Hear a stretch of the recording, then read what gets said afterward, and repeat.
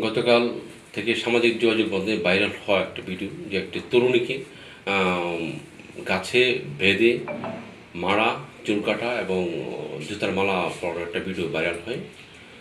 বিষয়টি দেখা যায় যে এটা সখীপুর থানাধীন ৪ নং ওয়ার্ডের সোয়ারকান্দি গ্রামের ঘটনা।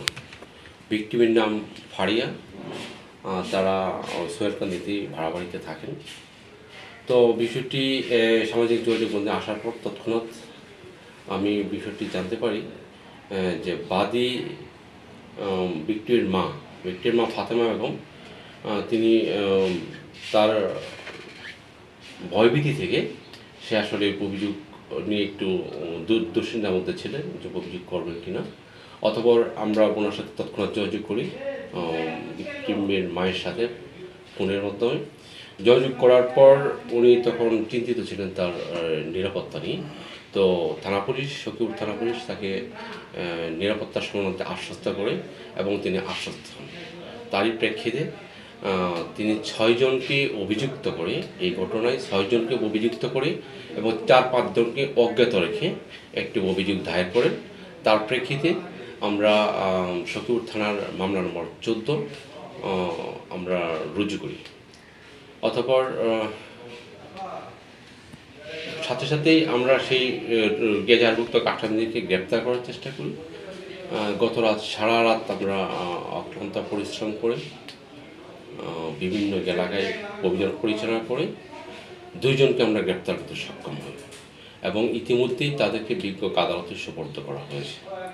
এই ঘটনার সাথে এজাহারভুক্ত এবং সন্দিগ্ধ যে সকল আসামি আছে তাদেরকে গ্রেপ্তারের জন্য পুলিশি অভিযান অব্যাহত আছে এবং তাদেরকে আমরা গ্রেপ্তার করে আইনের আওতায় সুপর্দ করব, আইনের নিকট সুপর্দ করব, এই লক্ষ্যে আমরা কাজ করে যাচ্ছি।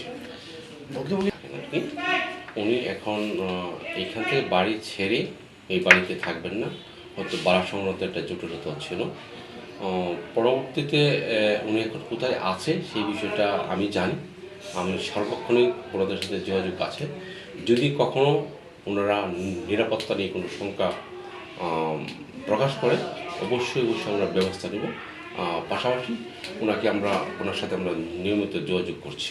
প্রাথমিকভাবে আসলে অনুসন্ধান করা গেছে কিনা, মূল কারণ কি? আমরা কালকে রাতে মামলা রেকর্ড করার পর আমরা তৎক্ষণাৎ তড়িৎ গতিতে আসামিকে গ্রেপ্তার করার জন্য আমরা অভিযানে বের হয়ে যাই এজাহারভুক্ত আসামিদেরকে। কারণ আমাদের কাছে নিউজ ছিল যে এজাহারভুক্ত আসামিরা এলাকা ছেড়ে পালিয়ে যাচ্ছে। তাই আমরা প্রথমেই গুরুত্ব দিয়েছি যাতে আসামিদেরকে গ্রেপ্তার করা যায়। আর প্রাথমিক তদন্তে যা পেয়েছি এটা হলো ভিক্টিমের পরিবার মনির মোল্লা এবং আমির মোল্লা, ওদের মনিরের দোকান থেকে নিয়মিত বাজার সদাই করেন, মনিহারি বাজার।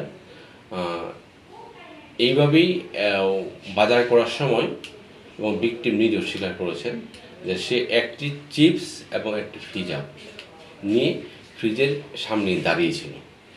অতঃপর মনির মোল্লা সে বলতেছিল এই যে তুমি এটা চুরি করছো কেন, কিন্তু এটা আসলে চুরি কিনা এটা এখনও আমরা নিশ্চিত না।